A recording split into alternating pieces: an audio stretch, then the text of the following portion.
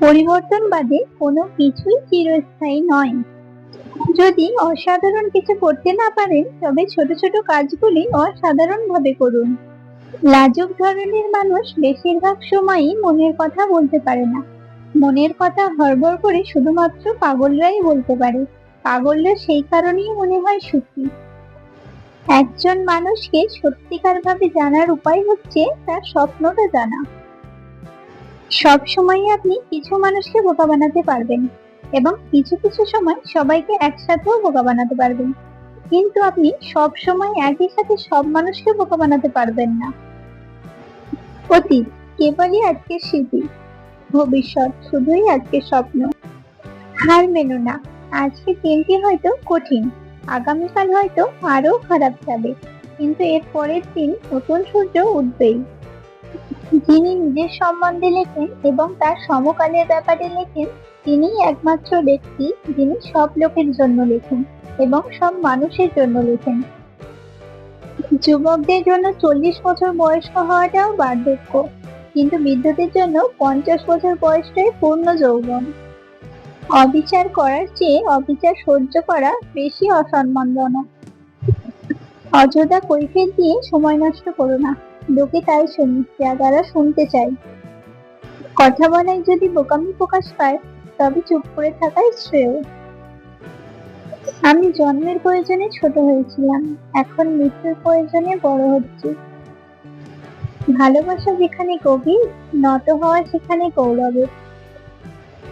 সময় তাদের জন্য অনেকক্ষণ অপেক্ষা করে যারা তার সৎ ব্যবহার করতে জানেন। আর যাই করুন, নিজের বয়সী কোনো পুরুষকে বিয়ে করুন। বয়স হলে আপনার চেহারা যেমন শ্রীহীন হয়ে পড়বে, তেমনি কমবে ওনার দৃষ্টিশক্তিও। উৎকৃষ্ট বইগুলিকে পড়ে ফেলো, নচেত তোমার আর সেই বইগুলি পড়ার সুযোগই হবে না।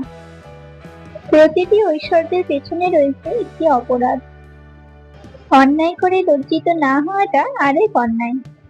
অনুকরণ নয়, অনুসরণ নয়। নিজেকে খোঁজুন, নিজেকে জানুন, নিজের পথে চলুন। অক্ষমের লোক আলাদিনের প্রদীপের গুজব শুনলেই লাফিয়ে ওঠে। ছোটকালে আমার স্বপ্ন ছিল বড় হয়ে আমি পতিতালয়ের পিয়ানোবাদক হব, নয়তো রাজনীতিবিদ হব। সত্যি বলতে কি, এখন বুঝতে পারছি দুটোই কোনো পার্থক্য নেই। সবাই অনেক দিন বাঁচতে চায়, কিন্তু কেউ বুড়ো হতে চায় না। কাউকে যদি আহত করতেই হয়, তাহলে তা এত চরম হওয়া উচিত যাতে তার প্রতিশোধের ভয় আর করতে না হয়। নিজেকে শ্রদ্ধা করো, অন্যদের শ্রদ্ধা পাবে। আমার মধ্যে উত্তম বলে যদি কিছু থাকে, তার জন্য আমি বইয়ের কাছে ঋণী। যেখানে ক্ষুধা আর অভাব সর্বগ্রাসী, নৈতিকতা সেখানে পরাজিত সৈনিক।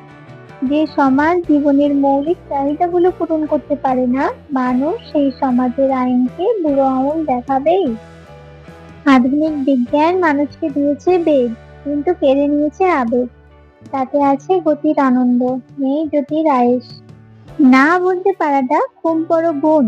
বেশিরভাগ মানুষ না বলতে পারে না, এতে তারা নিজেরাও সমস্যায় পড়ে, অন্যদেরও সমস্যায় ফেলে। কারো অতীত চেনো না, বর্তমানকে জানো এবং সে জানাই যথেষ্ট।